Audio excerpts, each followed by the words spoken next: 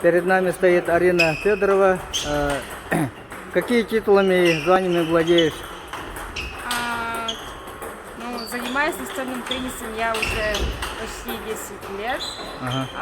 Вот самым хорошим результатом было в 2018 году командой на ДВФО заняли первое место, Ага. а также в 2019 году стала чемпионкой Республики Саха-Якутия. Также по детям занимала тоже первые места, но это было в 17-16 годах. Ага. Вот давай сравним первый день тренировки этого учебного сбора и вот почти последний день сегодня. Насколько уровень мастерства у тебя вырос? Ну, сперва было сложно, так как я вот во время карантина не занималась особо настольным теннисом. Ага. Уровень повысился, объем тоже. Тренера у нас очень хорошие, тренировки проходят в принципе хорошо. Ага. Надеюсь, мы покажем свои успехи на спартакиаде.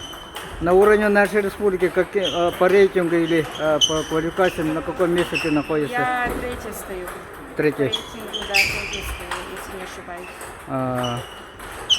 Тогда, если не секрет, барагонцев на какое место рассчитываешь? Вот легионеры приедут, поэтому хочу хотя бы в шестерку попасть. Вот цель для меня. Ясно. Легионеров много, да? Ну, легионеров, девочек 3 походу приедут с Новосибирска. Да, с Венгрии должны привозить девочек. А вот по результатам квалификационных соревнований Мегина Кангаласский улус примерно на каком месте был в командном итоге? Ну, мы хотим не ниже 6-го попасть. Так-то команда у нас не очень сильная. Да? Да. И понабрали, легионеров привозят, поэтому все очень сложно. Ну, все равно каждый спортсмен будет стараться изо всех сил и пожелает вам всем удачи в 8 спортивных играх барагонца.